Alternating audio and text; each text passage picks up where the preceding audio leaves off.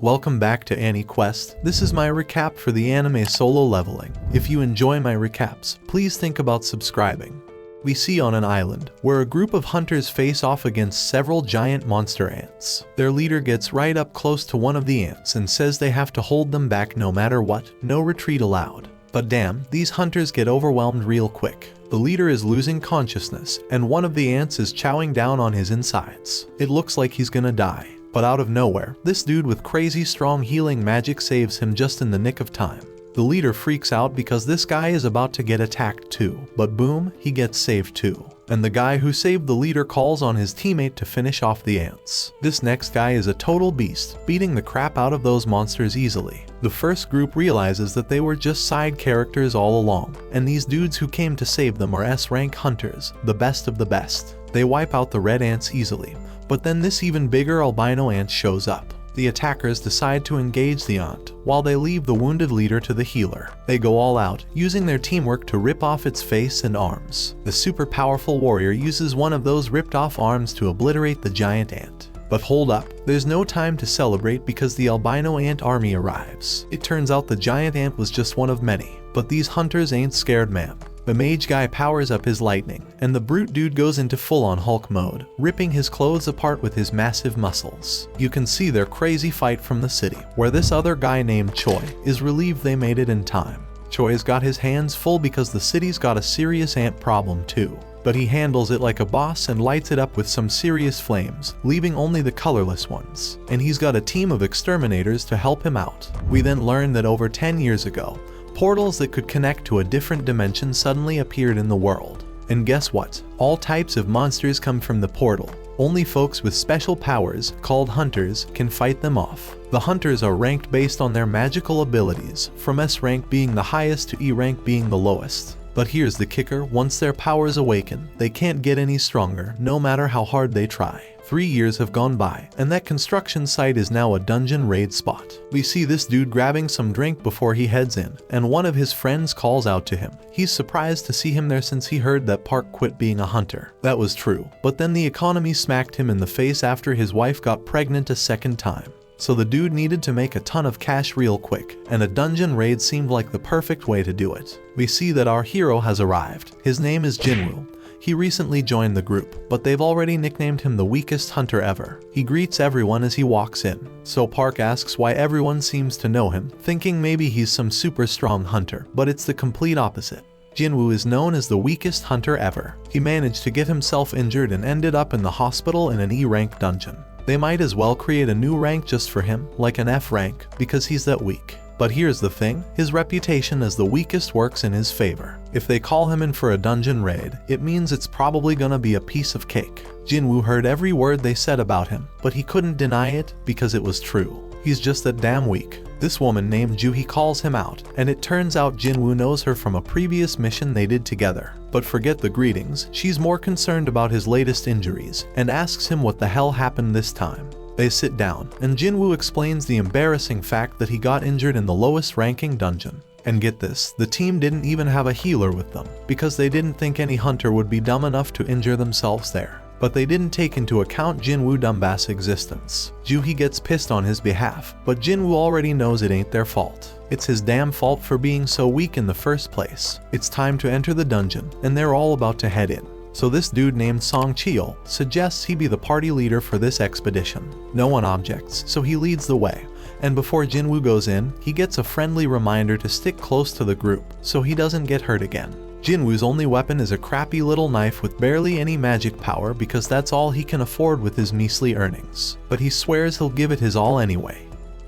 In another place, there's this president of the Hunters Association named Juhi. He just finished a meeting with the government. They warned him about something called dungeon break that they needed to avoid. However, these same people demanded that they get the goods obtained from the dungeon. The members of the association make their living by selling the stuff they find in the dungeon, so Juhi doesn't have a problem with that request. The crystals they get from defeating magical creatures are called magic gems, and they sell them for money. Now let's go back to Jinwoo. Somehow, he managed to get his hands on a magic gem. Of course, he's thrilled about finally getting one, but he quickly has to defend himself against a goblin. When Jinwoo attacks the goblin, Jinwoo's blade shatters to pieces. The goblin stabs our hero, and instead of fighting back, Jinwoo just stands there screaming. Luckily, the big guy from earlier rushes past the useless girl and saves Jinwoo. While she heals him, Jinwoo can only watch as the rest of the team does all the work. We then find out that magic gems obtained from high-ranking magical creatures can be used to make more powerful weapons to defeat even stronger creatures. Mana crystals from the dungeon can also be used as weapons, but they're not nearly as effective as the magic gems. The government wants to use these items as a new kind of energy source. It's safer, more efficient, and causes less pollution compared to other types of power. It's like the perfect green energy, and the government is desperately researching how to generate electricity from these gems and crystals. Since these items can only come from the dungeon, hunters become incredibly valuable. Meanwhile, back in the dungeon, the team celebrates their victory after defeating the dungeon boss. Jinwoo must be the weakest person ever because he took a beating and Jinwoo is still healing him.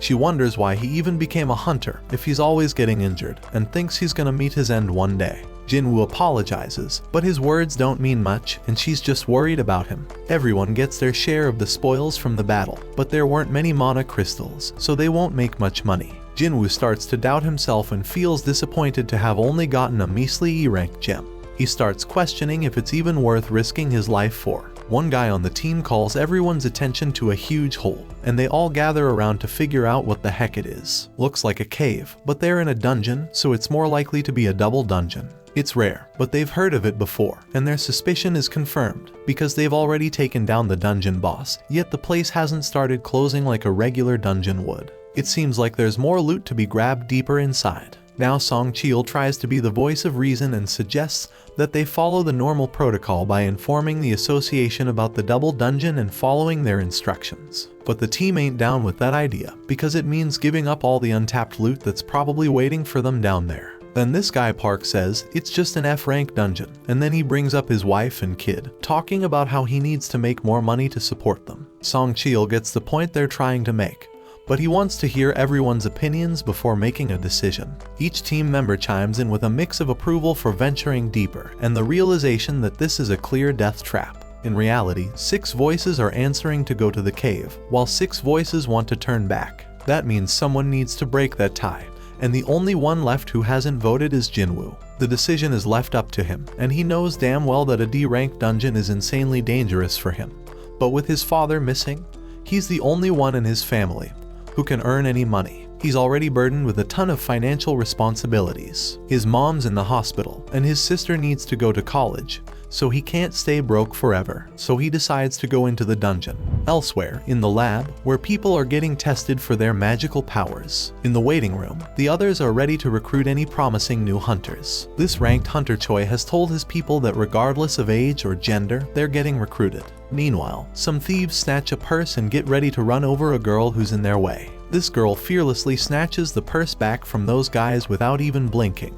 It's like it's just a regular day for her. This girl is Cha-hee, the famous S-rank hunter. She's a celebrity, but she can't handle all the attention. Her fans go crazy over her, and she makes a super dramatic exit. Back in the dungeon, the party has been walking for 40 minutes now, and they haven't found anything valuable yet. And the portal to a dungeon closes after an hour, so they only have another 20 minutes before they're out of time completely. Jinwoo says sorry to Joo-hee for making her come along because of his vote, but she's more pissed about how he doesn't worry more about his own life. If he had been stabbed just a bit higher, he'd be dead. And on top of that, she had a hard time healing his hands and feet. She keeps scolding him, and he realizes that it's only because of the B-rank healer that he can survive. Jinwoo feels sorry, so she suggests that buying her a meal would be a good apology. Our boy is taken aback by her forwardness, but before they can continue their discussion, the team discovers the boss's room. It's unusual to find such massive doors, so something feels off. Kim refuses to leave empty-handed and is determined to enter, with the others joining him. Meanwhile, in the city, a group of hunters are going through an orientation where they watch a video of Gunhee. He explains that the dungeon portal has been around for over 10 years, and there are still many mysteries within. Being a hunter is dangerous, even for the most experienced ones, so they must always be cautious during a raid mission. They can't afford to be arrogant, and the main key to survival is extreme caution. However, this group in the dungeon seems to have completely forgotten those words and is entering a mysterious, dangerous, and unexplored room. These guys act very naturally, as if they're on some amusement park ride, as they've never seen a dungeon like this before. The statues look ancient and at least 100 years old. Jinwoo is fixated on the biggest one, and Juhi starts feeling uneasy due to the eerie silence. Everyone wonders where the boss is, and Song Cheol stares at something that looks like a magic circle on the floor. His attention is drawn to a tablet with ancient writings containing commandments about worshipping some god. But Song is more concerned about something else. Juhi is certain she saw the giant statue's eyes move as if it was looking right at them.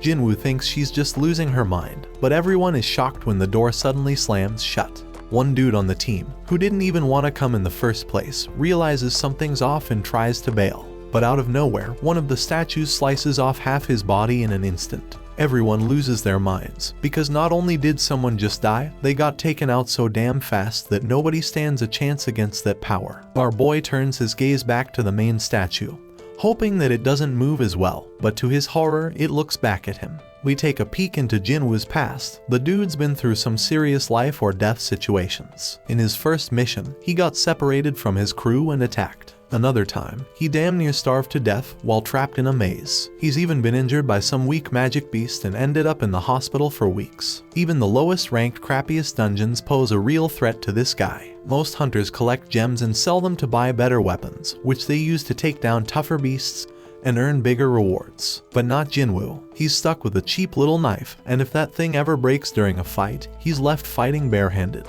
His clothes are all raggedy with holes in them. He constantly gets mocked by others. He is stuck in this dangerous job that barely pays the bills. His only way to survive is by finding clever tricks and studying every little detail around him. Fast forward to the present, Jinwoo senses the danger oozing out of the giant statue, but he can't warn the others in time. That giant shoots out a massive beam from its eyes, causing chaos and destruction. The team is freaked out, unable to wrap their heads around what's going on. Juhi's trembling in fear, and his buddy Jinwoo is wondering how the hell things ended up like this. They're trapped with no way out, and even if Jinwoo gets lucky this time, he knows deep down he's gonna end up dead sooner or later. But our boy wished to catch the One Piece episode before he died. Song Cheol tells everyone to stay put because the statue will strike again if they move. Jinwoo is too terrified to move, and Song thanks Jinwoo for his earlier warning, when he shouts for everyone to get down because he saved them all. Song is a seriously tough dude, and Jinwoo is shocked to see that he's missing an arm.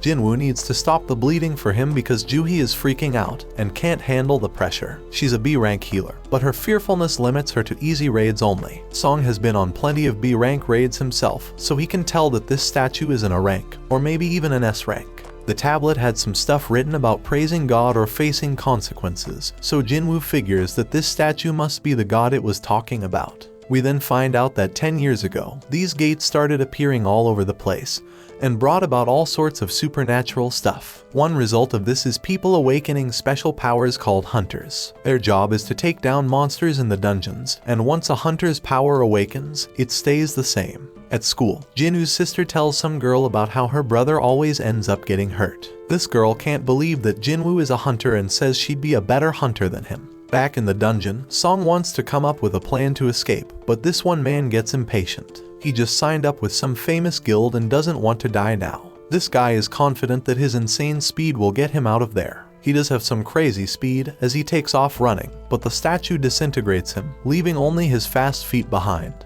That makes it clear that this statue could wipe them all out in a heartbeat if it wanted to, and it could do it easily. So why doesn't it? Jinwoo realizes it must have something to do with the first command, which is to worship God. Jinwoo gets up, having come up with an idea, and gets a determined look on his face. Song is worried, but amazed to see that Jinwoo hasn't given up on surviving this mess, judging by the fire in his eyes. Jinwoo locks eyes with the statue and manages to prevent it from attacking at the very last moment. Our boy figures something out and tells everyone to bow down. Jinwoo thinks that if they show some respect to God by keeping their heads low, these freaky statues won't attack. Now everyone else is too damn clueless to come up with a better plan, so they all start bowing down to the statue, scared as hell, hoping this will save their sorry asses. But things get terrifying when the statue makes a terrifying face, moving mutton chop despite all the advice, and gets all pumped up because the statue ain't attacking anymore. And guess what? Everyone follows his dumb lead. But our boy he's say there's more to this crap. Right then, the statue makes a crazy move and stands the hell up. Now the supposed leader turns to Jinwoo, hoping he's got a plan. But damn, our boy doesn't, but for the fact that they can't break the commandments set by the tablet. The second commandment says they gotta praise God, so this brave dude with long hair steps up and starts praying to the damn thing. Everyone thinks it's working as the monster slows down, but Jinwoo knows better and reveals that the dude's words don't apply to this god. But boom, the statue stomps the poor guy, and everyone loses their minds. It's straight up chaos. Some random girl gets crushed, and everyone decides it's best to scatter. Park's thinking about his family, and how he can't leave them fatherless, but he makes the wrong move and gets sliced up by another statue. Meanwhile, Jinwoo's hauling ass with Juhi, racking his brain for a way to praise this messed up god. I mean, this monster's practically the devil, so how the hell do you come up with something to praise about it? But our hero knows he can't just ditch Juhi because everyone around them is dropping like flies. Jinwoo's freaking out, searching for any damn clue. He's checking out everything these statues are holding. Then he gets an idea and tells everyone to head to the statues that are holding instruments. So everyone follows his lead, and it becomes clear that these statues don't attack. Instead, they start playing their damn instruments. But when our boy gets to his statue, it's not playing any music, so he figures it doesn't work with two people. Jinwoo leaves Juhi behind, and that statue starts playing its tune. He hauls ass to find his statue, but damn, he nearly gets crushed. And then someone screams because Jinwoo's landed his sorry ass in front of the wrong goddamn statue. It slams its shield right on top of him, and Juhi goes nuts, screaming for Jinwoo. Our boy is still kicking, but he's in really bad shape, determined as hell not to give up. But damn, that giant's ready to finish him off for good. Jinwoo ain't ready to bite the dust, though even as that massive mofo stomps its foot down our boy. But guess what? Just in the nick of time, a statue starts singing, and we see Jinwoo made it to that statue just in the nick of time.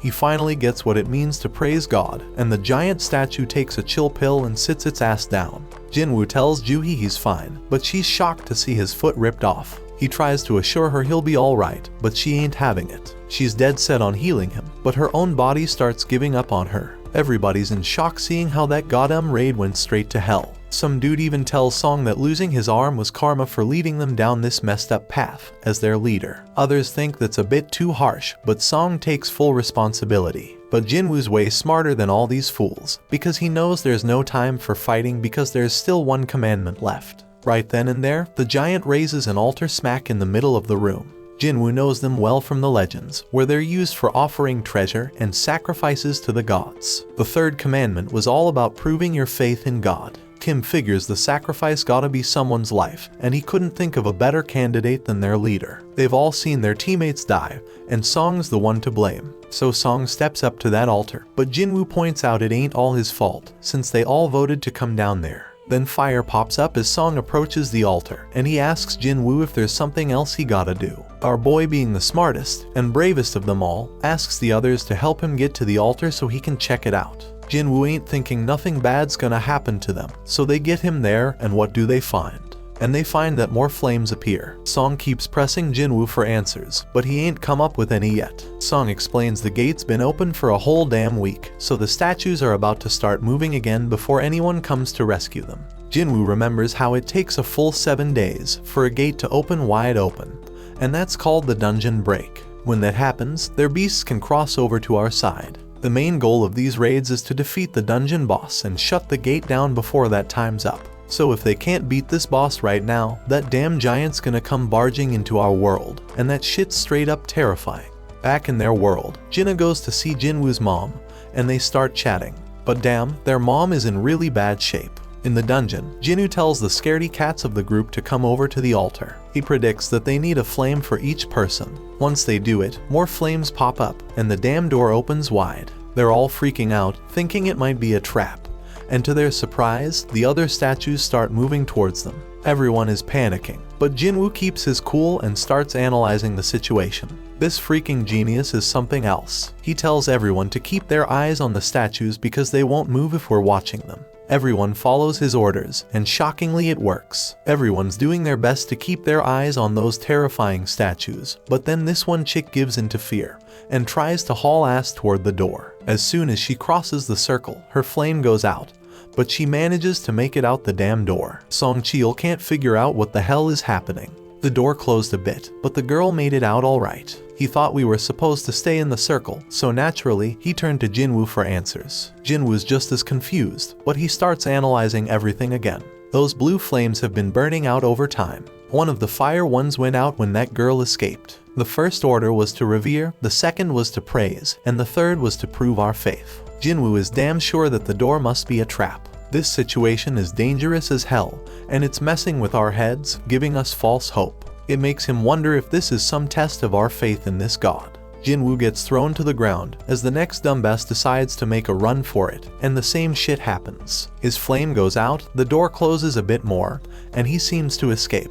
Kim starts thinking about leaving too, but Jinwoo warns everyone not to move. If anyone else leaves, we won't have enough eyes on the statues to keep them from moving. He reminds everyone that as long as we keep our eyes on those statues and stay put, we'll be safe. Jinwoo shows off his deduction skills once again, saying that the blue flames are like a damn timer, and when they're all gone, we can leave. Kim points out that there's also a chance we'll get trapped when the timer runs out. He admits he didn't expect Jinwoo, the weakest member, to achieve this amount of success. They're only alive thanks to him, but Kim's got a family waiting for him, and he doesn't want to die. He just wants to make it home, and can't risk Jinwoo being wrong. Kim says sorry and bolts out the door. Our boy won't have enough eyes to keep tabs on all these damn statues. Those statues start moving again. Jinwoo ain't about to bite the dust here though. Things are worse than ever, but he reminds himself that he's pulled through tough situations before. But damn, things are worse than ever now. But Song Cheol shockingly tells Jinwoo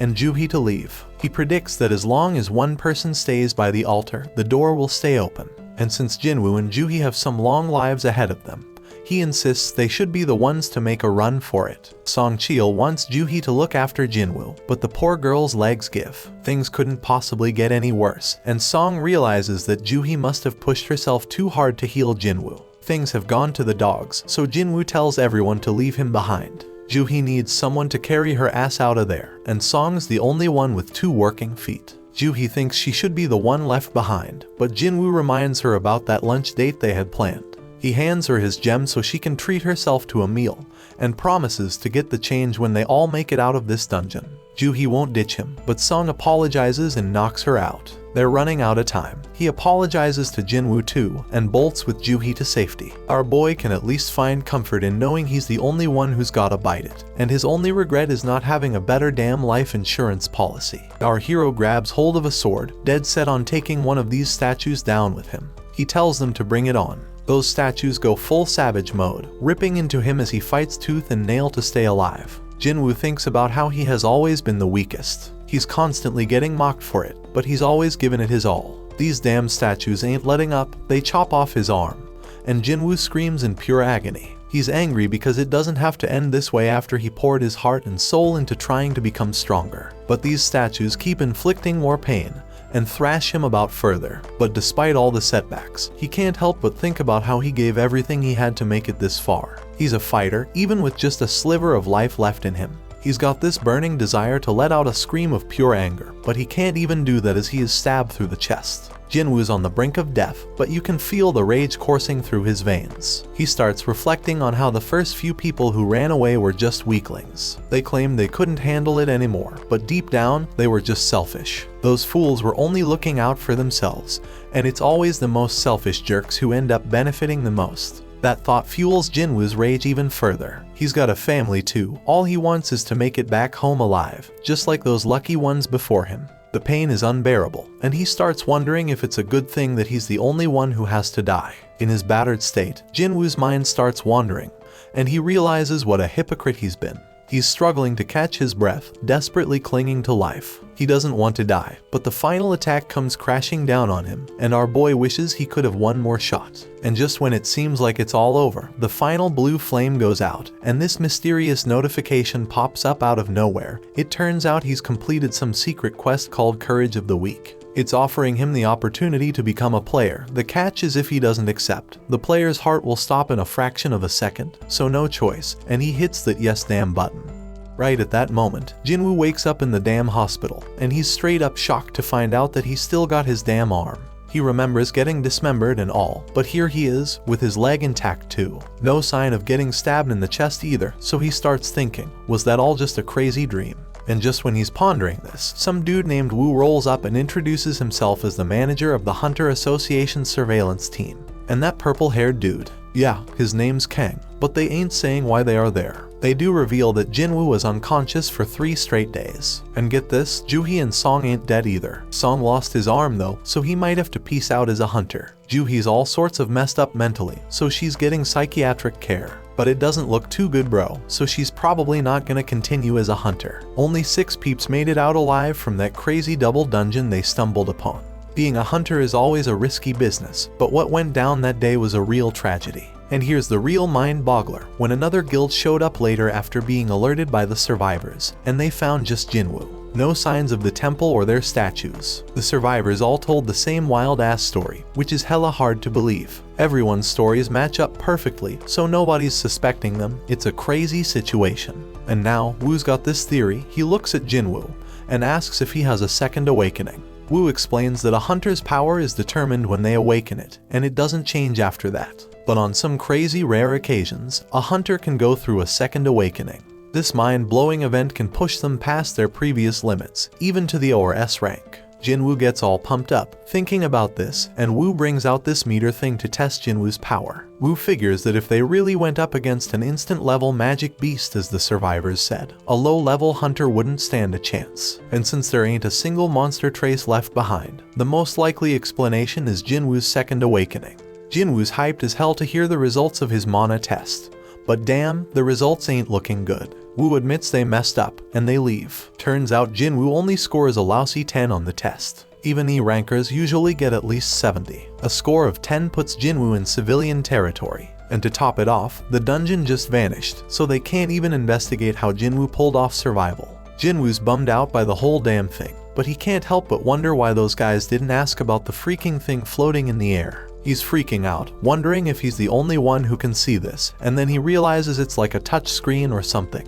Jinwoo remembers getting a message about becoming a player, but his sister interrupts his thoughts. She's all worried about him, so he apologizes and asks if she can see the panel. She can't see it, so he asks if she knows how opening messages in games usually work. Jenna thinks he's gone nuts, but our boy reminds her she used to be a gamer. She gives him the obvious answer, saying he just needs to check his inbox. Right then, a notification pops up saying Jinwoo has a daily quest, which is all about strength training. After Jinna leaves, our hero opens up a ton of these panels. They explain that the system is there to help the player get better, and if he doesn't follow it, there's gonna be consequences. They've also sent him some rewards, but Jinwoo has no clue what any of it means. Jinwoo accepts his daily quest, which sets out a bunch of goals like push-ups, sit-ups, squats, and running. But if he fails to complete the quest, he's gonna get penalized. Jinwoo starts wondering if this whole thing's a joke since he's stuck in the hospital and ain't got no energy for any of that crap. Outside, Wu tells the chairman that Jinwoo didn't have a second awakening. The whole incident's still a mystery, so they gonna mark it as a special case and look into it more. Meanwhile, Mr. Choi tells Cha-hee that she gonna be part of a B-rank raid as an instructor. This raid's gonna test and train the recruits, and he can't think of a better instructor than her. Cha-hee doubts her teaching skills, but Mr. Choi tells her to just fight like she always does, and everyone gonna learn from watching her. He goes on to explain that the Hunter Guild is one of the top 5 guilds in the country, but they ain't nothing special on the international stage. Hunters can't level up on their own, but they can improve their collective combat skills. Somewhere else, another gate opens up, and the observers are all like, damn, when are the hunters gonna show up? At the freaking hospital, Jinwoo falls asleep as the clock reaches midnight. Then a damn notification pops up, saying he didn't finish his quest, and suddenly the ground starts shaking like crazy. Jinwoo is frigging terrified when he finds himself in the middle of a damn desert, and to make things worse, there's this giant creepy caterpillar monster right in front of him. But suddenly another notification pops up, saying he's got a penalty quest, and he's gotta survive for 4 freaking hours. Back at the hospital, the nurses are all like, where the hell is Jinwoo? Because he's nowhere to be found. Little do they know our hero is stuck in some other dimension, running for his damn life. The giant caterpillar thing is closing in on him, and he's like, oh shit, because there's more than one of them. And if that ain't bad enough, Jinwoo still has 2 hours to get his ass back to the hospital. The nurses keep searching for him, they are all worried. Meanwhile, poor Jinwoo is running his ass off, knowing he's running out of time. The caterpillars are getting closer and closer, but just as the clock hits the deadline, Jinwoo finds himself back at the hospital. The notification confirms that he completed the penalty quest, but Jinwoo is so drained that he ends up puking and passing out. He gets another reward, but he's out cold and has no idea. Later on, Jinwoo tells his sister that he's healing up nicely and might be able to go home soon. So he gets dressed in his fancy tracksuit and heads outside. Over in another place, Juhi gets a request to join a raid, because some D-rank gate has shown up. The other guilds are busy, and Juhi can't bring herself to agree to go. On the other hand, Juhi gets some good news that Jinwoo has woken up from his coma. Juhi is all nervous and shit as she goes to visit him, but the nurses are like, he's running again.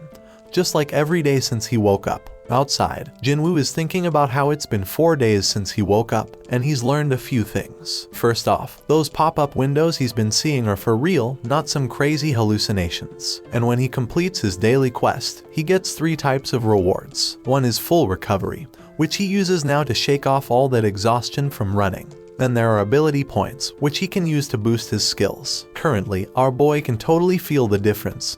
He's got some serious power now. So this dude Jinwoo, he's got mad skills with inventory screens. Jinwoo takes a moment to think about how dang strange his life has just become and points out how it's like a freaking video game.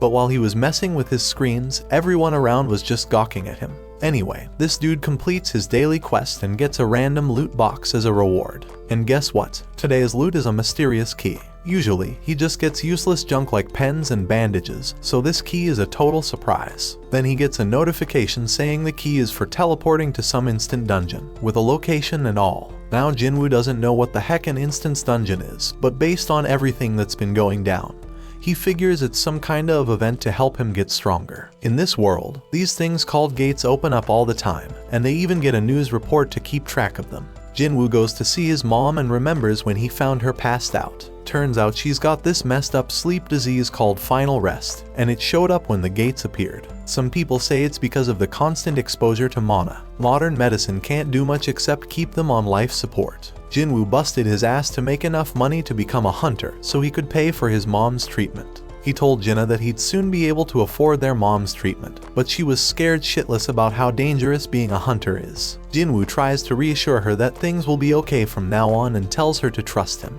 But damn, it's clear that he's useless in a fight, and he ain't getting nothing from the rewards because of it. But things are different now. Jinwoo's putting in work to train his body, pumping all his ability points into strength. He even shows off an apple that he's crushing to show his progress. This dude's dead set on getting stronger and ain't taking no shit. So he heads to the location from the key notification, fully prepared for whatever's coming. And if shit gets too real like it did in that raid, he'll just haul ass and run away. When Jinwoo pulls out his key, bam, a freaking keyhole appears out of nowhere. Jinwoo uses the key to unlock it, and boom, a mysterious gate shows up. So he walks through it, and guess what? A notification pops up saying he's in an instance dungeon. The exit's sealed off, but regular folks don't even notice it. Turns out this place is like a whole other dimension, and these instance dungeons ain't like your regular dungeons. He thinks it's kinda like a red gate, but he ain't got much info on those since he's never been in one. Jinwoo realizes he can't just run like he planned, and then another notification pops up. It says the only way out of this joint is by beating the boss or using a teleportation stone.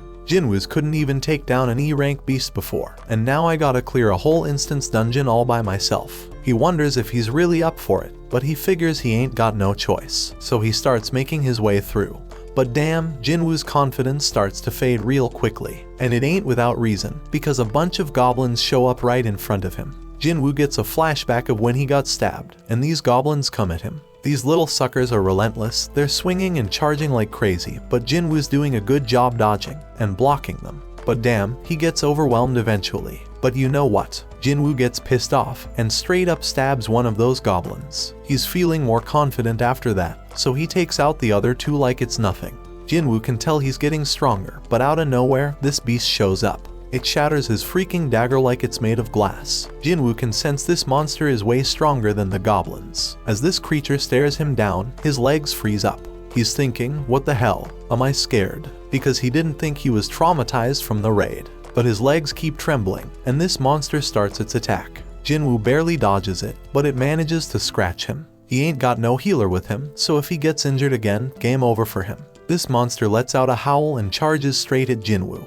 Jinwoo is dodging like a ninja. He can't believe how damn light he feels. The monster tries to come at him again, but Jinwoo ain't taking that crap no more. He's done being a pushover and decides to throw a powerful punch. Damn, he can't believe how much stronger he feels after beefing up his strength. Sure, the monsters still got the upper hand, but Jinwoo ain't giving up without a fight for his damn life. His attacks ain't doing much though, so he's gotta focus on evading the monster's strikes. Now Jinwoo's at a loss for what to do next. He realizes he can't handle this alone, so he bolts because he ain't got no party or healer. All he's got in his bag is water and food, and he wishes he had a weapon with some magical mojo. But then, Jinwoo gets a freaking brilliant idea. He checks his inventory and pulls out a sword at the freaking last moment. And boom, he slices that monster in half with a sword. Jinwoo has no freaking clue how the sword ended up in there, but he remembers Kim saying he dropped 3 million on it. That's a weapon Jinwoo could never afford.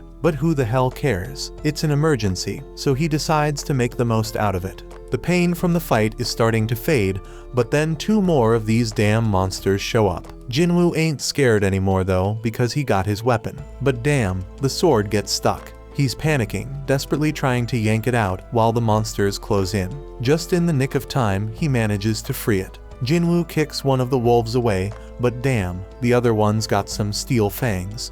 He kicks that sucker and tells it to find something else to chew on because he just got his sword. He takes down that monster, and now there's only one left. But Jinwoo's like, these things ain't nothing compared to the giant statue. Now all Jinwoo's gotta do is act tough, and the remaining wolf runs off like a scaredy cat. When he finally gets a break, Jinwoo realizes he's reached level 2, something that never happened with his daily quests. He figures it's because this was real combat, and he realizes all his stats go up by 1 when he levels up. So he gets 5 points from real combat, while daily quests only give him 3. Fighting is more efficient, no doubt about it. He ain't sure exactly how much 1 point makes a difference yet, but Jinwoo's certain that strength is the most important stat of them all. He's got it at 32 now, and he feels like he's walking on air. He thinks the higher his base abilities grow, the more points he'll gain. Our boy is more fired up than ever now that he's found a way to get stronger. So he goes to check the beast for essence stones,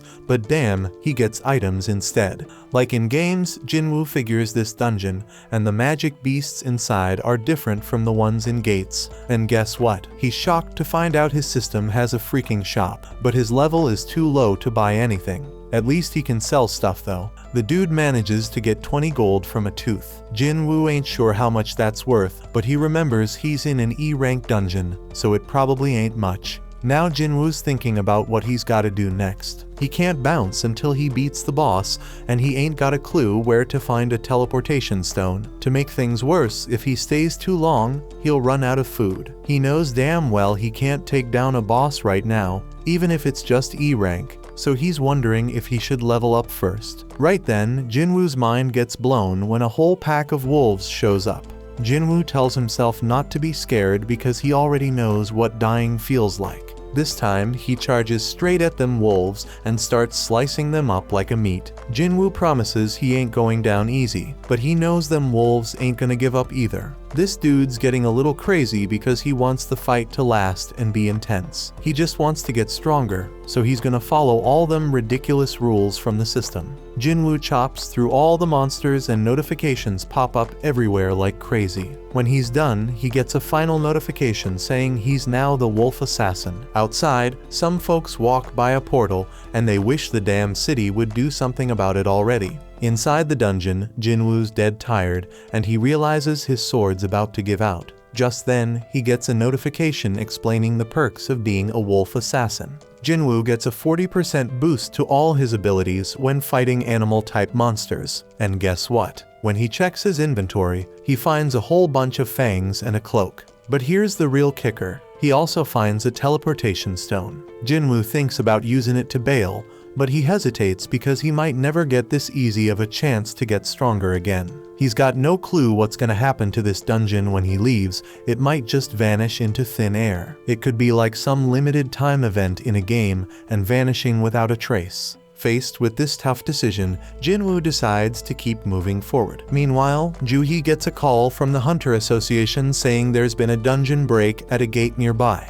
They're running low on healers, so they need her help. Juhi feels guilty because she turned them down before, but now she's like, damn, Jinwoo worked his ass off, I gotta step up. While Jinwoo's still fighting in the dungeon, he realizes the higher his level gets, the easier it is to kick monster ass. Plus, the text describing them starts changing colors. White means they're weak as hell, orange means they're on par with him, and red means they're seriously strong. Those wolves that were red before, now they're white. That means Jinwoo has seriously leveled up like he's become a beast. Jinwoo knows there's this one monster lurking downstairs that he can't mess with at his current level. His perception skills are on point now, and he can feel something straight up terrifying down there. This monster is so damn powerful, it's giving him mad goosebumps. Jinwoo's sword is almost done, and he ain't see any more room for leveling up in this area. But his whole goal is to get stronger, so Jinwoo decides to just go down the damn stairs. When he reaches the bottom, bam, something attacks him with lightning speed, and he barely has time to react. Jinwoo's sword snaps in half, and this massive serpent pops up in front of him. Damn, Jinwoo's mind is blown, because even with all his leveling up, this beast's name is still orange to him, which means it's insanely tough. It's crystal clear that this snake is the boss, and there's no way his sword can pierce its thick scales. He knows for sure that fighting without a weapon would be a death sentence, so when the snake strikes, Jinwoo goes all out with his sword. This colossal snake knows how to pack a punch, so Jinwoo needs to figure out a way to get around its defenses. But damn, this thing's armor is hella tough, so all Jinwoo can do is run for his life. The snake whips its tail like a straight-up badass, and Jinwoo knows he's screwed if he gets hit. He does his best to block it, but he takes some serious damage. This creature doesn't quit. Jinwoo gets tossed around like a rag doll, and he even has a train launched at him. Our boy thought he had gotten stronger, but it wasn't enough. The train barely misses crushing him, and Jinwoo starts questioning himself. How much stronger does he gotta get before he stops being the laughingstock? He remembers when people called him the weakest hunter ever, and it hits him hard. Song was the one who spilled the beans, and he pumped up Jinwoo to prove them all wrong. As this snake straight up overwhelms him with its crazy power, tossing him into a whole new area, Jinwoo has an epiphany. He got stuck with that nickname because he was weak, the same reason he got mocked. Jinwoo takes a second look and realizes that those with mad strength always have the upper hand in any situation. But the powerless ones ain't got nothing to do around the strong except shake in fear and stand around like losers. The weaklings always get looked down upon. You might be smart, creative, and caring, but when you face some serious strength, none of that's gonna save your sorry ass. Jinwoo figures out that being kind won't get him anywhere, so he's gotta toughen up. With this newfound determination, Jinwoo straight up jumps on that snake. The ferocious monster throws him off, but Jinwoo swears to himself that he'll get stronger, and suddenly his body starts glowing. Jinwoo dodges the snake again like a boss and strikes it with his sword, but he's even more determined now. He compares what he's feeling right now to the terror he felt during that raid, and declares that this is gonna be way easier than that day. Jinwoo pulls off this sick move, using his sword to ride the snake again, but then he tosses it aside all shaky, and grabs that beast with his bare hands. Jinwoo admits that he's been laser focused on boosting his strength ever since he got that leveling system. So he decides to rely on that now and starts crushing the snake's tough scales. The snake's trying to shake him off, but it's too damn late because Jinwoo knows he can kill that sucker. Jinwoo straight up demands the snake to die, using his crazy physical strength to defeat it. Then boom, he gets a notification saying he leveled up multiple times, and our hero bursts out laughing. He's like, damn, I really got stronger. We see the aftermath of this epic battle. Another notification explains that he just kicked the Swamp King's ass. He gets this badass dagger made from the serpent's fangs that's twice as powerful as Kim's sword. It even has paralysis and drain effects, and he also gets this toxic potion that'll make his skin tough as nails, but mess up his muscles permanently. Now the dungeon turns into a train station, and Jinwoo realizes he beat the whole damn thing by himself. He's walking around with his broken sword, but there's nobody in sight. Some soldier tells Jinwoo to find shelter, but he quickly figures out that Jinwoo is a hunter. The soldier's like, my bad, let's go kick some ass together. There are monsters all over the place, so Jinwoo figures it must have been a dungeon break, and some magic beast came out of a portal. The soldier says they handled most of the situation, but there's still one huge badass monster left. Jinwoo's perception ability has gone through the roof, and he can sense where the boss is. We see this massive golem wrecking shit,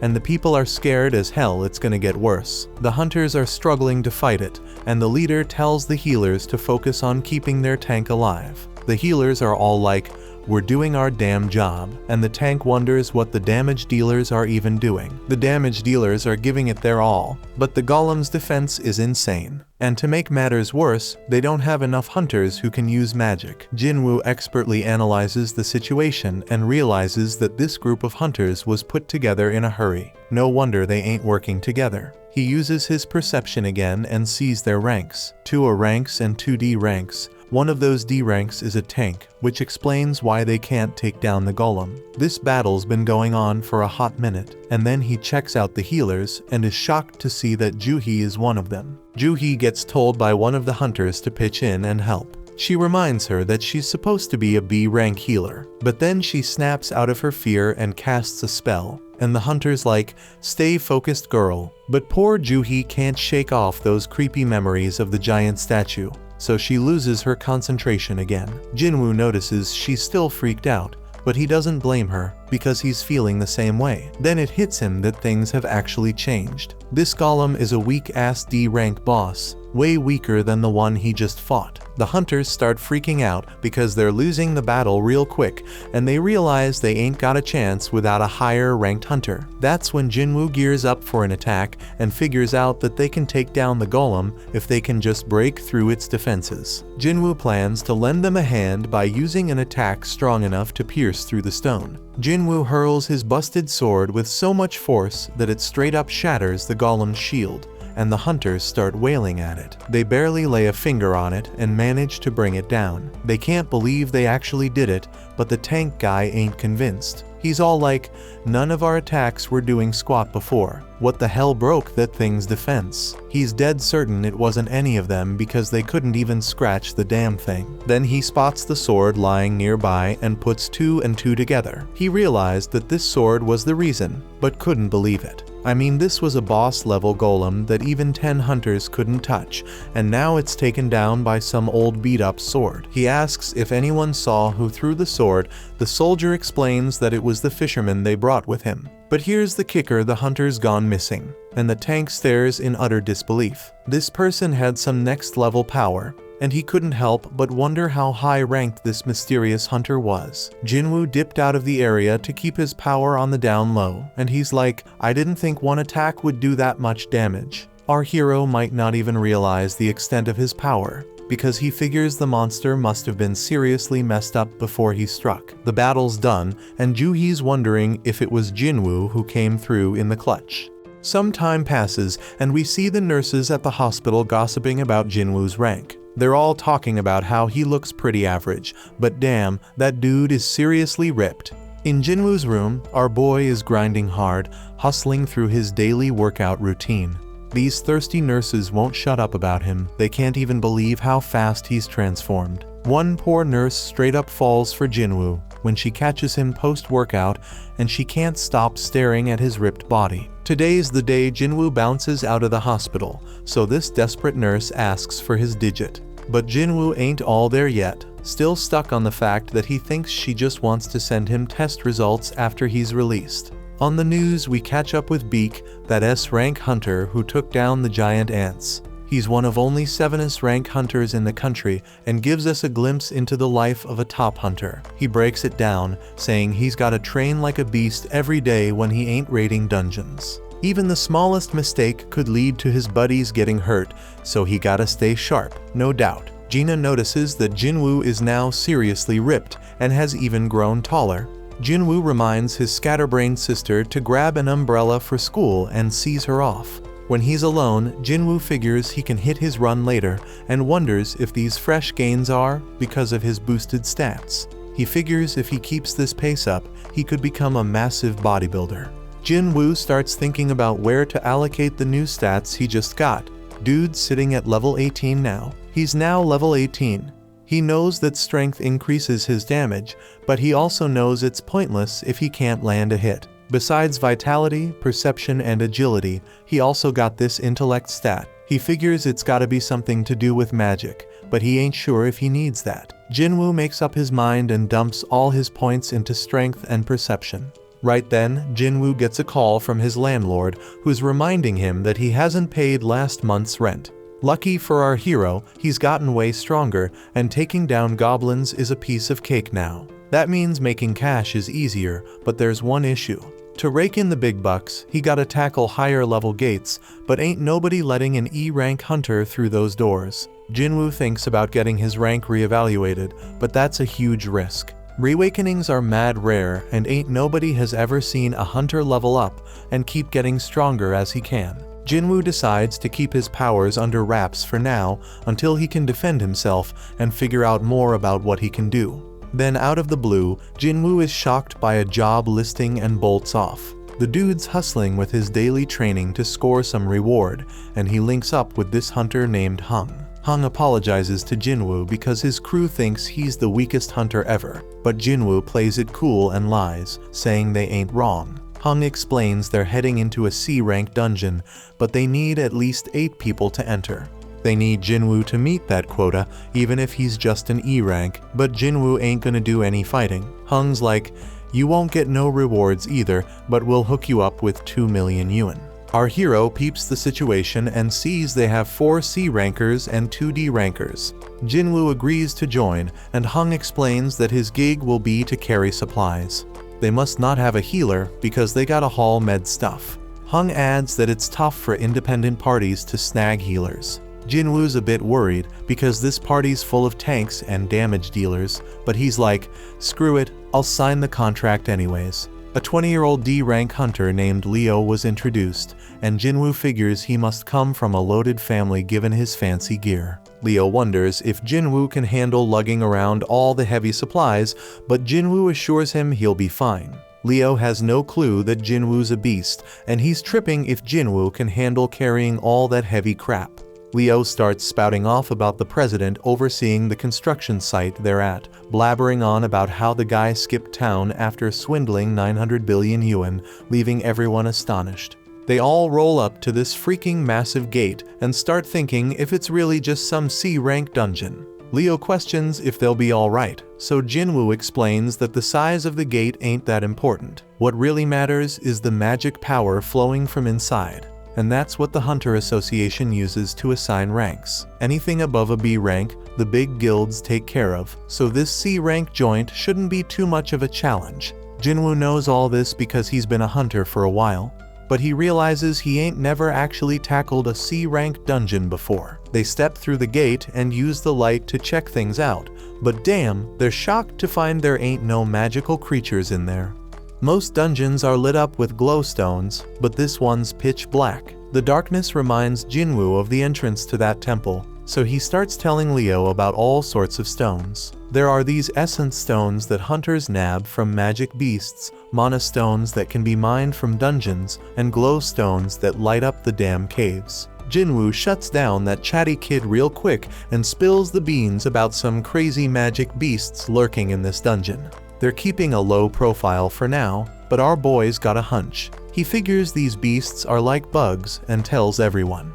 Everyone freaks out when they realize they're stuck in an ant's nest and can hear those monsters getting closer. Jinwoo says the beasts are above them, so the crew starts going all out, attacking like mad. Hung steps up and uses his taunt skill to draw most of the aggro, and Jinwoo is amazed by their badass leader, who's a C rank. Leo wants to join the fight, but their mage holds him back, saying he's got a trick up his sleeve. After a suspenseful countdown, the mage unleashes a wicked blast. Jinwoo analyzes the situation again, and he can see these hunters have some solid teamwork going on. As for Leo, his gear compensates for his lack of skills. They're all holding their own, but Jinwoo's got this nagging feeling that something's off. He quietly destroys one of the ants, and the fight ends shortly after. Hung declares their victory, and everyone grabs their share of the loot, except Jinwoo. Hung gives props to Jinwoo for saving them a ton of trouble by spotting those ants. Jinwoo's like, no, just followed my instincts.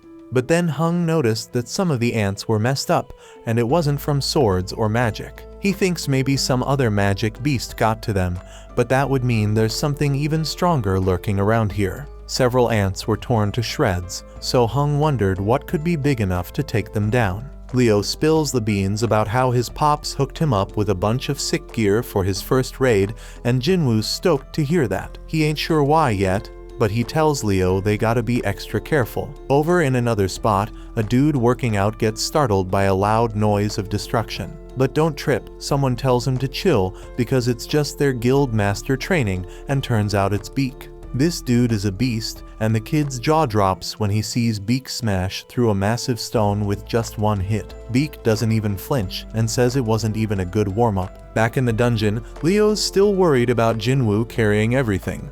But Jinwoo's like, no man, getting paid to not fight? That's a sweet deal.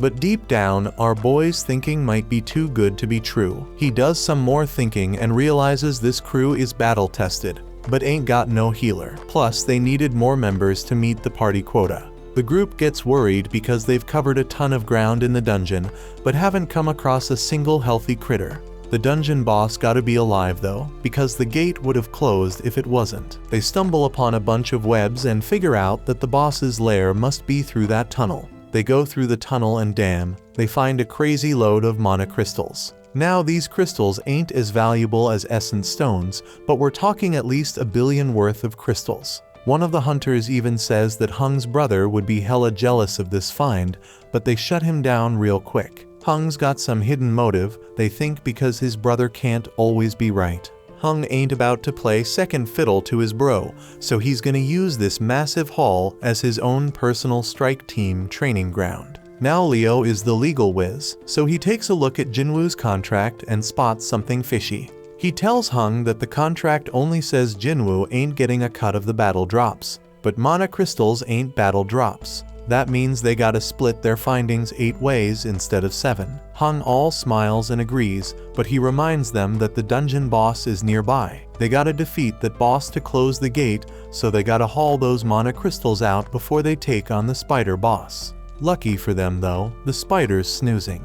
But Hung flips out on one of the hunters because they forgot to bring the transport gear. Hung tells Leo and Jinwoo to chillax while they go fetch the gear, and he assures them that the spider won't wake up unless something pisses it off. Hung points out that they're both newbies to C-rank dungeons and tells them to just trust his decision. He's got some business to discuss with his team, so they're gonna take a break too. As they leave, Jinwoo starts analyzing the situation again. He finds it weird that they ain't got any experienced folks to call in and help them meet their quota. From a good distance, we peep at how wicked Hung is. He straight up orders one of his crew to seal off the boss's chamber. The dude follows through, and Leo realizes they got backstabbed. This is exactly what Jinwoo was worried about. He remembers how Song warned him that there are some real crooks in their line of work. Raiding dungeons is no joke. Accidents happen all the time. And in that chaos, crimes can go unnoticed. Ain't no security cameras in these dungeons,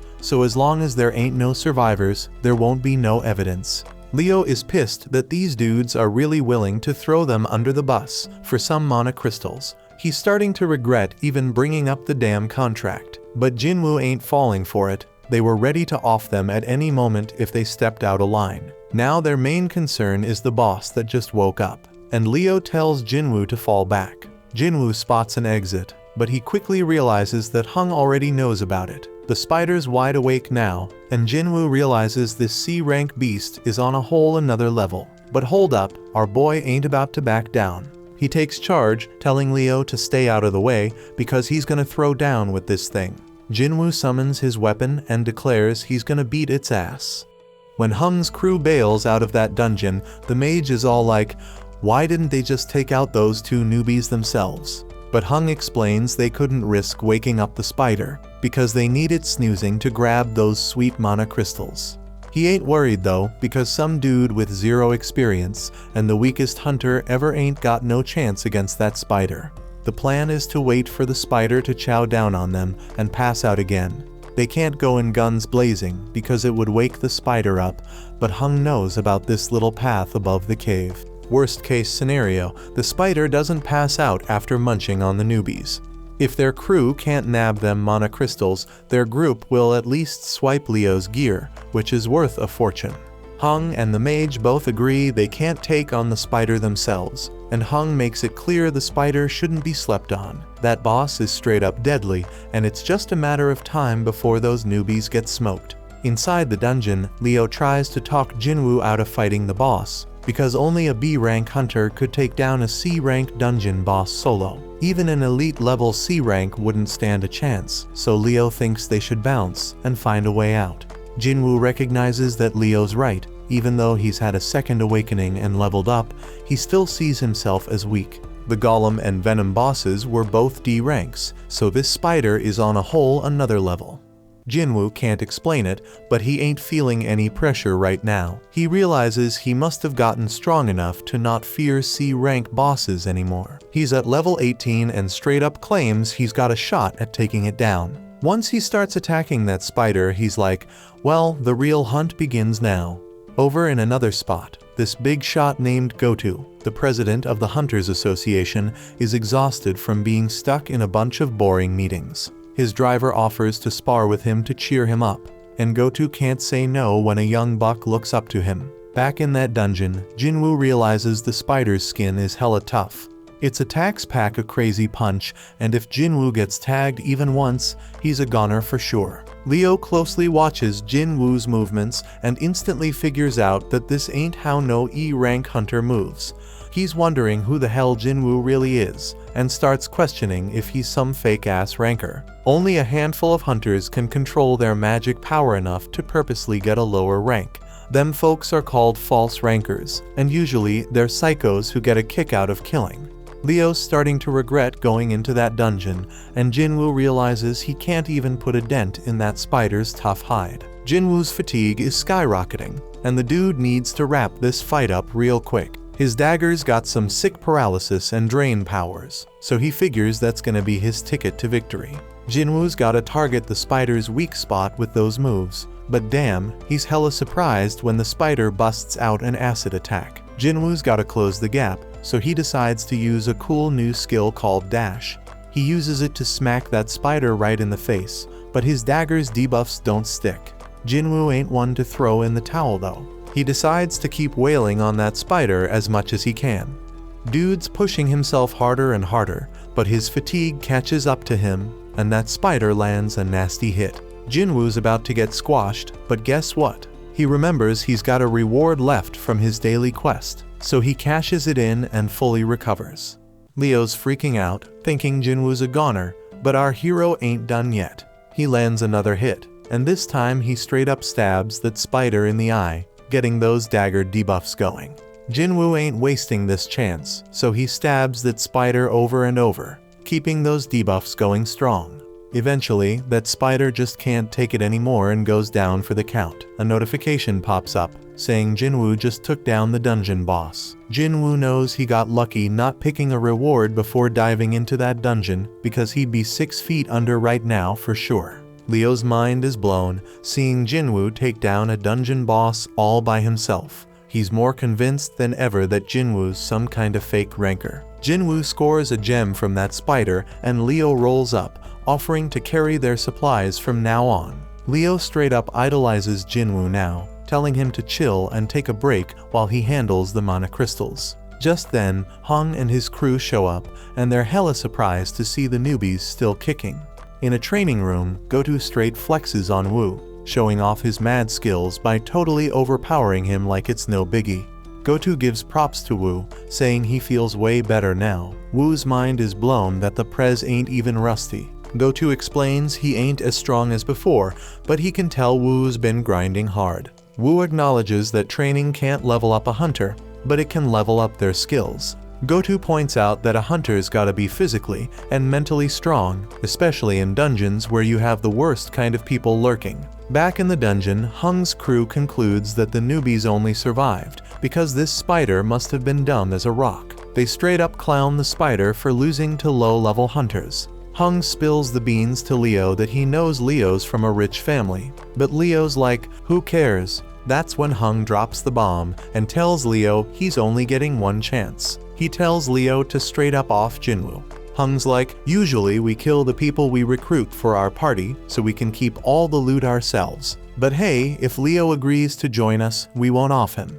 If Leo says no, we'll just kill them both. Hung thinks Leo might be a threat because he has some crazy gear that gives him superpowers to take down the spider. He'd rather not test that theory, so he wants to talk Leo into taking on weak-ass Jinwoo. Hung's stoked when Leo starts heading toward Jinwoo, but then he's all shocked when Leo ends up taking Jinwoo's side. This evil group decides to straight up end their lives, and Hung's wondering if the newbies ever had to off any peeps before. Right then and there, Jinwoo gets an urgent mission, and it's straight up wild because he gotta take out 6 enemies in front of him. Now the gang decides to go after the weaker one, so the mage attacks Jinwoo. Leo's all worried about his new buddy and freaked when he sees how messed up Jinwoo is. Meanwhile, one of the group members, Chahi, was told to brag about how amazing she was. They struggled with a rank beast, but she took it down in a flash. These girls feel lucky because they are in 2 of the sickest guilds around.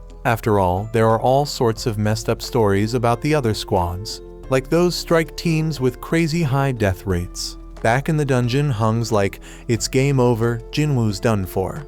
Jinwoo starts beating himself up for forgetting, and reminds himself that this world is all about survival of the fittest. It's a world full of shady tricks and backstabbing. He's straight up fuming because he forgot this truth and realizes he got numb to it. Jinwoo's chilled out now, and he's thinking about how he straight up messed up because he was careless and too damn cocky. This level system is pushing him to kill, so he's wondering if it needs him alive for some reason. He figures this system ain't just being nice, it wants him alive. But that's not all, it also wants him to be strong. So Jinwoo's like, if this system wants to use me, then I may use it right back. He tells the crew that they remind him that the weak ones are the ones who bite the dust in the dungeon. They are stoked to hear the weakest hunter knows how it goes, but Jinwoo points out that they better be ready for when this rule doesn't work in their favor. One of them ain't cool with Jinwoo calling them prey, but Jinwoo wastes no time showing them what he means. Everybody's straight up shocked when this dude's head gets sliced off, and Jinwoo's like, that's one down, as the kill count pops up on the updates. Jinwoo just realized he straight up murked someone. But he knows damn well he would have been 6 feet under if he hadn't. Ain't no turning back now because only the strong survive. The crew snaps out of their shock, seeing an E rank take out one of their D ranks, and they come at Jinwoo with all they have. But it's all futile because Jinwoo starts shanking them one by one. His debuffs kick in, and he takes out 2 more suckers. The archer is the next to bite the dust under Jinwoo's wrath, followed by the mage. Now there's only one left, and Leo's mind is blown, because Jinwoo's way stronger than when he faced the dungeon boss. Hung buffs up his body and thinks about how he is certain that Jinwoo is tired after dealing with the boss and 5 other hunters. Plus Hung's made his body as tough as steel, so he figures Jinwoo's dagger won't even scratch him. But Hung starts his attack, and our hero catches him off guard with his lightning speed. Jinwoo knows Hung's a beast, but he drops a bombshell on him. He crushes him and reveals he's been leveling up this whole damn time. Hung realizes Jinwoo ain't an E rank and tries to bribe him with double the cash. But Jinwoo ain't having none of it, because this dude tried to off him 3 times. Jinwoo mocks him, saying he won't get away with it, and Hung tries to threaten Jinwoo one last time. But Jinwoo reminds him that Hung himself said whatever goes down in a dungeon stays in a dungeon. Hung tries to play tough one last time, but Jinwoo straight up ends his sorry ass. Jinwoo's mission is accomplished, but the whole dungeon starts to crumble because they took down the boss. When they make it out, they're the only ones left standing after the spider showdown. The official ain't buying it because they're the lowest level peeps, but she gets distracted by some used gear.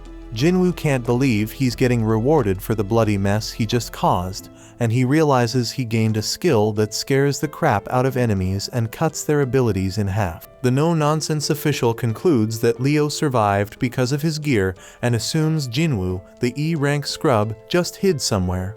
Leo gives props to Jinwoo for a job well done, and then it starts raining. Leo wonders if something's up, but the chill Jinwoo explains he's just happy he gave his sister an umbrella. Somewhere else, Woo gets told about this crazy incident where 6 hunters got wiped out. and only 2 of them made it out alive. It's pretty normal for hunters to dip when they're outmatched in dungeons, but he's hella surprised when he hears that these survivors actually took down the dungeon boss before bouncing. Wu straight up interrupts the dude before he can spill more, but then he gets hit with a bombshell. One of the survivors is none other than Jinwoo.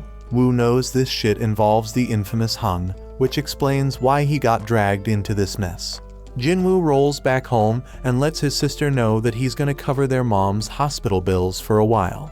Gina thinks he must have scored big cash from his last raid, but she's like, "Hold up, bro, you ain't even injured." She figures he must have had a solid-ass team making it easy to take down the bad guys. Jinwoo admits that it was a piece of cake, not just because he was way stronger than them, but also because he didn't hesitate to finish them off. In the past, he would have looked for an escape route, but the new Jinwoo was ticked off at them for even thinking they had a shot against him. He wonders if leveling up made him bold, but he reminds himself that they were humans, not dungeon monsters. Gina snaps him back to reality, and he remembers why he's getting stronger. It's so he can stay alive and hold it down for his family. So if he had to do what he did in that dungeon again, he would. Just then, some harmful substance gets detected in his body, and he realizes it's from what he's drinking. But Jinwoo keeps sipping, and he notices he ain't getting drunk at all. Then a notification pops up, revealing a reward he got from that double dungeon.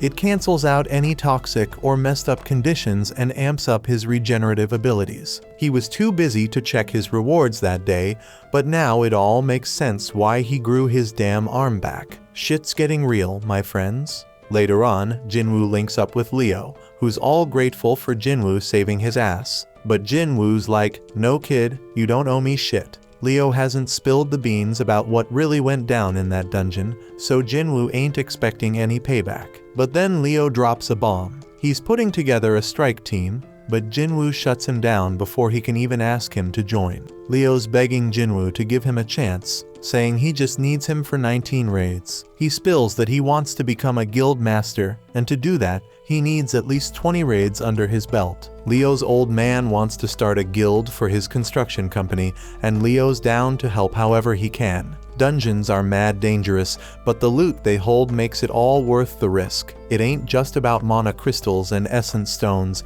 everything in a dungeon's got value. Jinwoo gets it. Having hunters rate dungeons for a company is a solid business move. Leo's dad wants an S-rank hunter as the guild master, but Jinwoo's hella surprised because there are only 7 rank hunters in the whole damn country. And to make it worse, the only S-rank who ain't already in a guild is Min, and that dude's retired. This means Leo's pops must be planning to snatch an S-rank from another guild. But Jinwoo warns him about that shit because he's just gonna make enemies with the guild he takes them from. It's a risky game, my peeps. Leo switches up his game to convince Jinwoo and straight up tells him he gonna need some backup for their raids, especially if he wants to keep his power under wraps.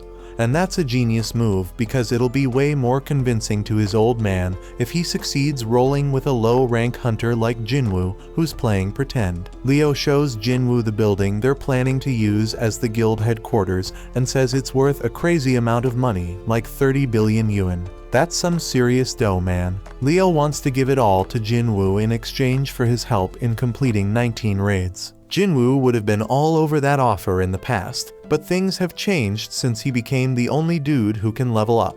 He's dead certain he can reach S rank or maybe even higher the way things are going. But there's still too much unknown about his powers, and it would be too risky to team up with someone. So Jinwoo shuts it down and declines the offer. Leo ain't ready to give up just yet though. He promises to take Jinwoo's secret to the grave, but one look from Jinwoo sends chills down his spine, and he bounces. Meanwhile, Hung's younger brother Wang is super pissed about his brother's death and demands to know about the 2 survivors. His assistant Laura is straight up shocked when he asks what happens if he kills someone in another country, but she spills the beans anyway.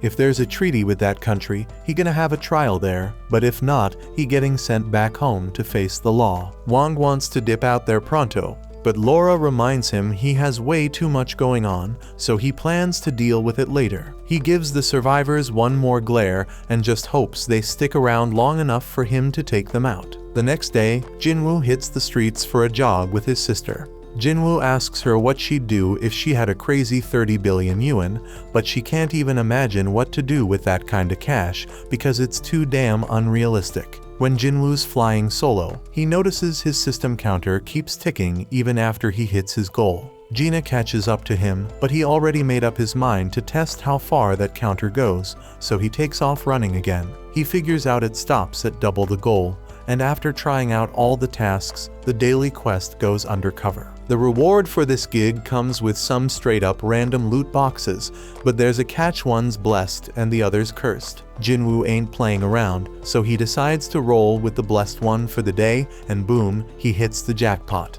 Homeboy scores another key, and it ain't just any key, it's the key to the Demon King's castle, and it is an S-level acquisition.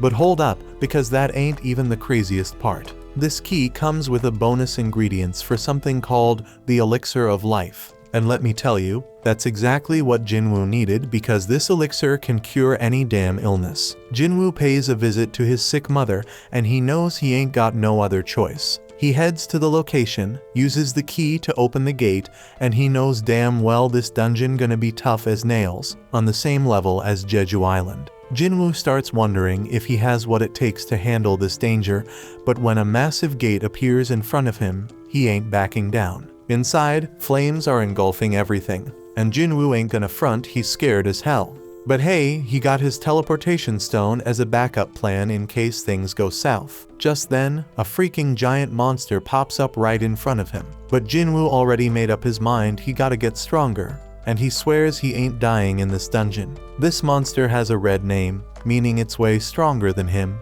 but Jinwoo has the advantage of being a wolf assassin. Our boy uses dash to close the distance real quick and starts wailing at the beast. But man, he barely does any damage, even with the bonus effects. Jinwoo tries to activate his murderous intense skill, but the debuff gets cancelled out. Our boy tries to hit the monster with his other debuffs using his dagger, but they get cancelled out too. This monster is straight up brutal as it tears into Jinwoo, and he's screaming in pain. Damn, homeboy did lose his arm, and his health is dropping like crazy as the beast straight up crushes him. He already lost a third of his life, but it gets even worse, because this beast unleashes its 3-minute rage skill, boosting all its abilities by a freaking 100%. The monster's attacks are coming at Jinwoo too quick for him to dodge, so he ain't got no choice but to use his full recovery reward to grow his arm back. But just when he thinks he's making progress and hurting the beast, turns out he's dead wrong, and he just keeps taking a severe beatdown. Jinwoo's HP keeps dropping as he gets straight up stomped on, but he manages to buy himself a bit of time by kicking dirt at the beast. And damn, his system keeps warning him like crazy, making it crystal clear that it doesn't want him to kick the bucket. The more this keeps happening, the more Jinwoo realizes this ain't your average reawakening. Jinwoo knows he is way over his head now,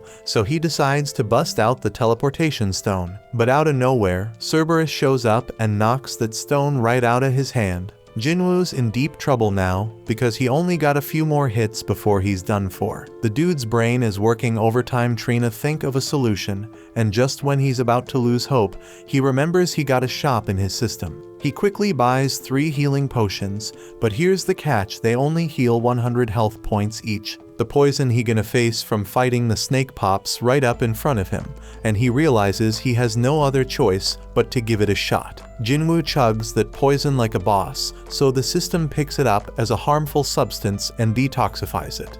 It's a complete success because Jinwoo's muscles stay intact, and now he takes 20% less physical damage. Cerberus ain't playing around, and it lands a straight devastating attack on Jinwoo. But Jinwoo ain't giving up just yet, man. Homeboy declares he can still move, and guess what? The 3-minute timer on the monster's rage skill is up. The effects wear off, and now the damage Jinwoo inflicted on its eye starts taking its toll on the beast. Jinwoo seizes the opportunity and starts landing multiple attacks, finally making a dent in that sucker. The beast almost chomps him up, but Jinwoo somehow manages to hold it back. Dude goes airborne, but that powerful monster smashes him right back into the ground. Jinwoo finds himself in a tight spot once again, with his health damn near depleted and Cerberus squeezing him between its teeth. But Jinwoo ain't done fighting just yet. He digs deep and keeps stabbing that beast, even as it tosses him around like a Zoro. Jinwoo keeps on attacking, pouring every ounce of strength he has into one final blow. And guess what? That's the knockout punch right there. Cerberus comes crashing down, and a notification pops up. It says Jinwoo has defeated Hell's Gatekeeper. Homeboy levels up several times and his wounds magically heal. Killing the Gatekeeper earns Jinwoo the key to the demon's castle. He figured that's what Cerberus was protecting, but then he gets hit with a mysterious notification. It's the recipe for the elixir of life, and it requires 3 ingredients found in the castle. Jinwoo's fight with Cerberus gives him a clear idea of his current strength, and he realizes something. If he were to venture into the demon's castle right now, he'd be 6 feet under for sure. Jinwoo concludes that he can't do it just yet, but he makes a promise he gonna come back real soon. After that, Jinwoo heads over to see his mom and wonders if he can really cure her eternal sleep disease. He ain't got none of the 3 things he needs for the elixir of life, but at least he knows where to find them. But damn, trying to enter the castle at his current level would straight up lead to his death. That's why he's gotta level up and get stronger, no doubt. To help with that, Jinwoo decides to roll with Leo on the 19C rank raids he was talking about earlier. Jinwoo's got one condition though, and Leo's hella shocked when Jinwoo says they gotta do the raids just the 2 of them. No one else. But Leo says what the hell, because rank C gates require at least 8 team members to enter. But Jinwoo wants them to go with a hung strategy, so they gotta hire enough hunters to meet the quota. Leo's kinda hesitant because it could be risky as hell. But Jinwoo points out that if just the 2 of them can beat 19 raids, that's gonna be mad impressive, and it's all about impressing his old man. Leo agrees to go to hell and says he'll handle everything. In another spot, Shahi's getting her exercise on, running in circles, and taking a sec to gulp down some water and replenish her body's fluids. She ain't playing around because she knows someone's been creeping on her. So this dude named Yoon finally comes out of hiding and introduces himself. On the other side, Leo's dad tells Leo how shit's gone crazy since the gates showed up 10 years ago. The world's infrastructure can't even function no mo without the resources from them dungeons. Only the hunters can get those crucial resources, so they're hella important, and the Hunters Association keeps an eye on them. They oversee a lot of stuff, including managing the gates, but they are not the ones that benefit the most. The guilds are the ones raking in the dough from the dungeons, scooping up the vast majority of their vital resources. They are balling rich, man. We talking about the Hunter Guild, White Tiger Guild, Reaper Guild, Fame Guild, and Knights Guild, the top 5 guilds in the whole country. They got a monopoly on all the profits from their dungeons. But Leo's pops ain't having none of that. He ain't letting it go on like that. He knows they gotta establish their own guild to achieve his goal, straight up. Leo's thinking about how risky it would be to hire some unknown's rank to partner up with his bro. But if his pops picked him as the guild leader instead, that problem could be solved. Over at the park, Jinwoo's doing his own running. Homeboy notices that any extra exercise he does ain't getting counted anymore. That damn cursed loot box he was offered before ain't even an option now. So he pulls out a regular loot box, hoping to find something good, but all he gets is a bingo card. Not what he was hoping for, man. Time goes by and Jinwoo keeps training, but he realizes the 3 points he's getting ain't doing much anymore because he leveled up. Leo still gotta get his shit together before they can enter the C-rank dungeons, but Jinwoo has a realization. If he can get back into that penalty zone, he might be able to take on that centipede he faced before. But he knows the fight might be tougher than he thinks, and there ain't no guarantee he'll get any experience points from it. Just then, Jinwoo gets a notification to join a D-rank mission. But hold up, it's from the Hunters Association, so that means he won't be able to fight solo. Over at some dojo, Song finishes up schooling some kid, teaching him a lesson. The kid's like, "Damn, I wish I fought you when you were at your best." But Song's real with him, saying he can't change the fact that he only has one arm now.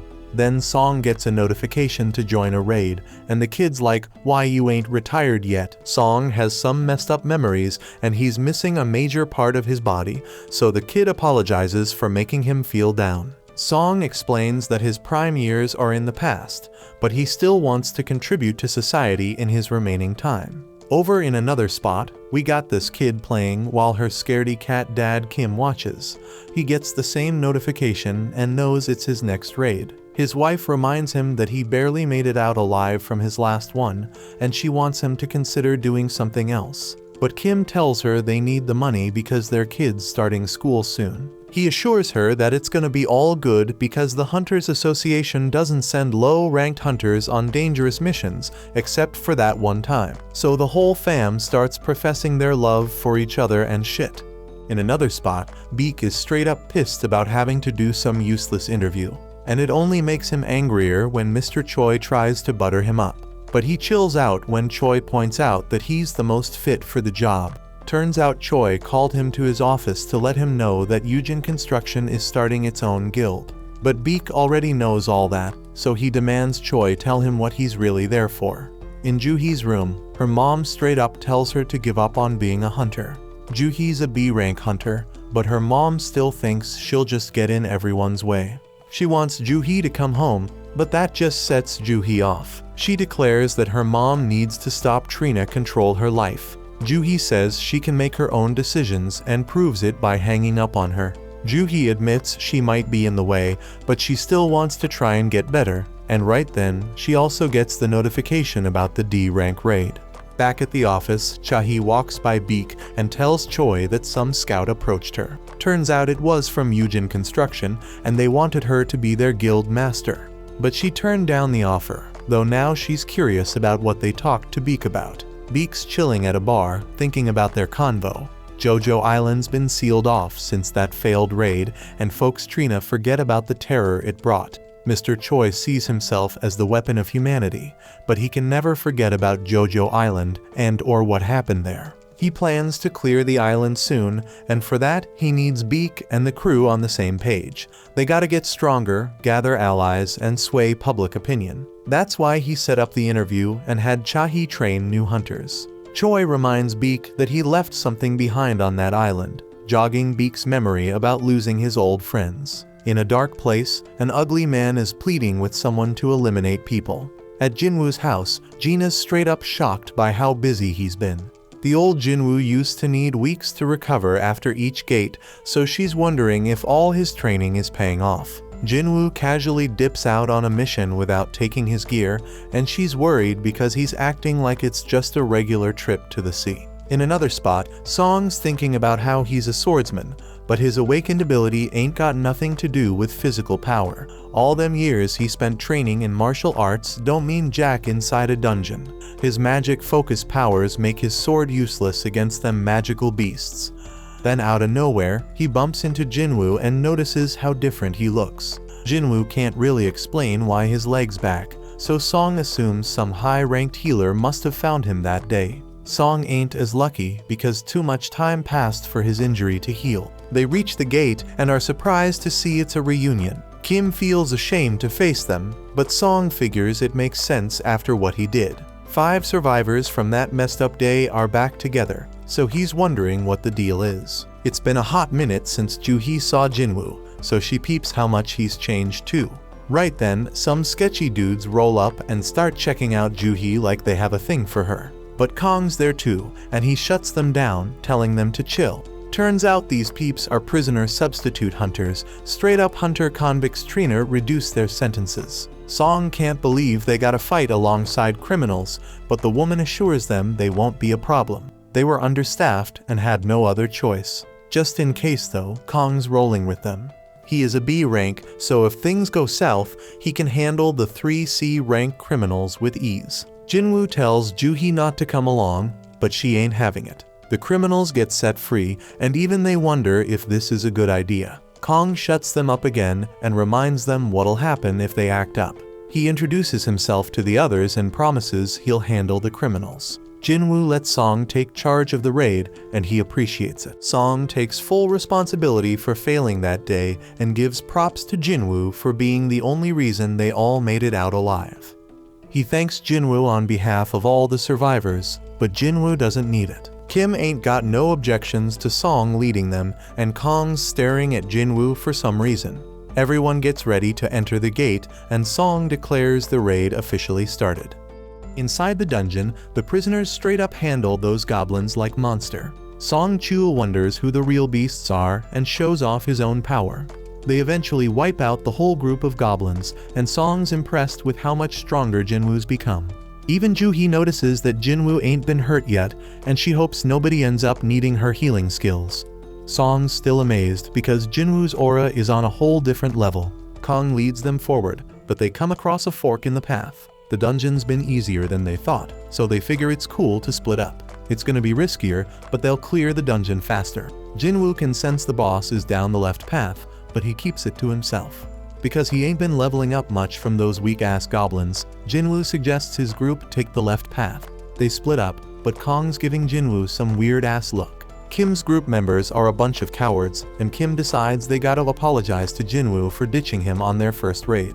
They know he probably won't accept the apology, but Kim's determined to try because he wants to keep being a hunter. Down the other path, the prisoners straight up wipe out another group of goblins with ease. Kong, being all weird, asks if they could do the same against humans, but they make it clear it wouldn't make a damn difference. Here's the backstory. Kong found out some dude's daughter got assaulted by 3 dudes. The poor girl ended up taking her own life, and this guy's furious because those 3 scumbags will be free in just a few years.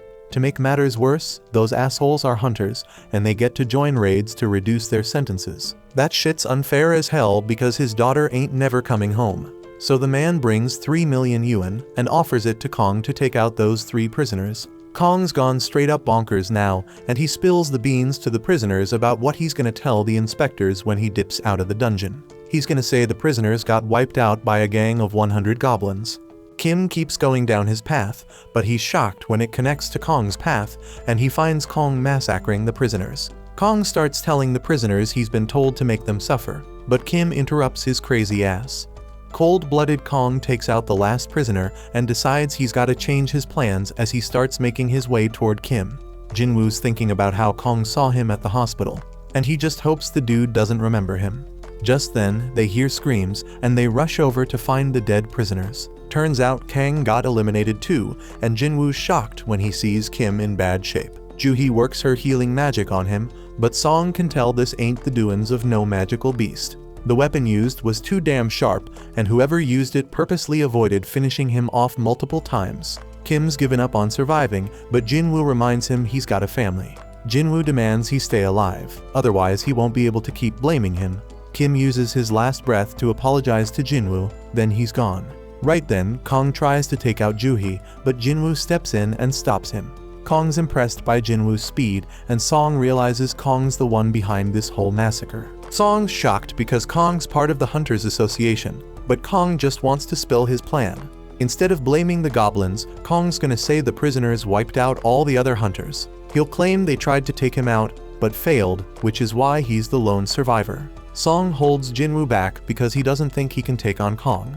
Instead, Song Chul steps up to fight him, even though he knows Kong's a B rank, a whole level above him.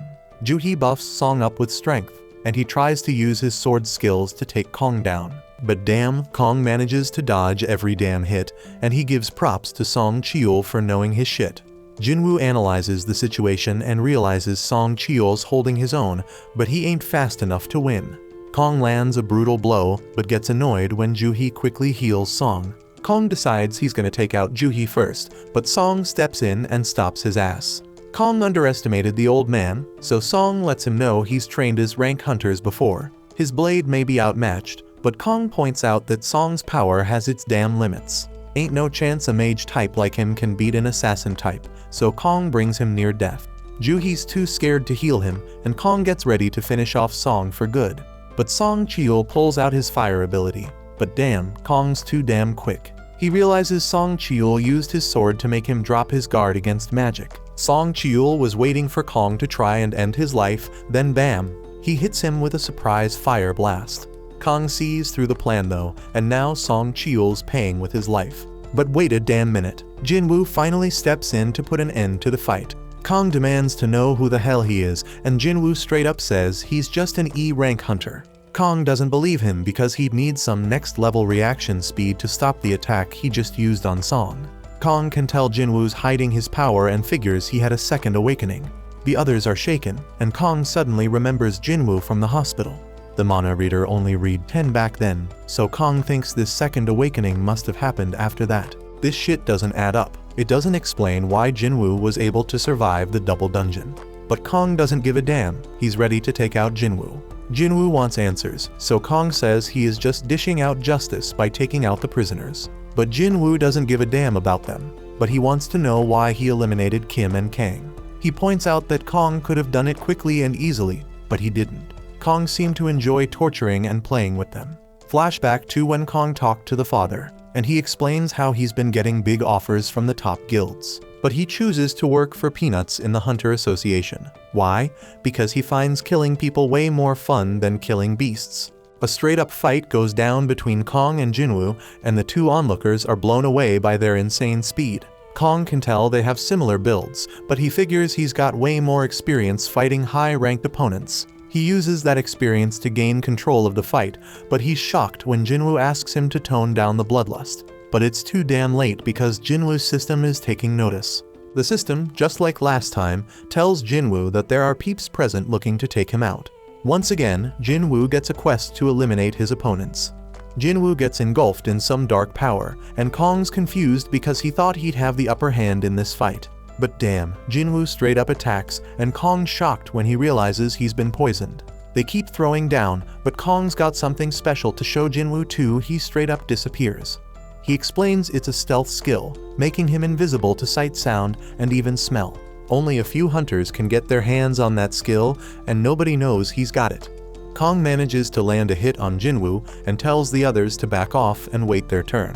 He's sure Jinwoo won't be able to do much with an injured leg. But damn, Kong's in for a surprise when Jinwoo instantly heals himself.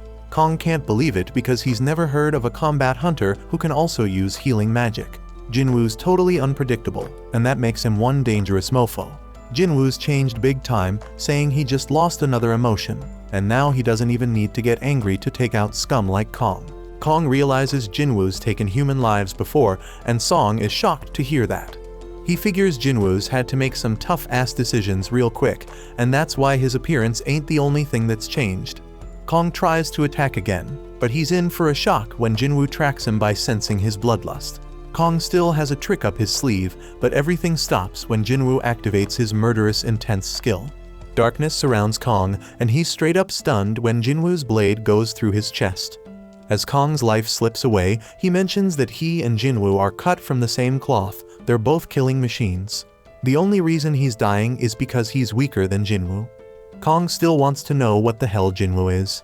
He's got assassin skills, healing powers, and debuffs, and Kong's never heard of anyone like that.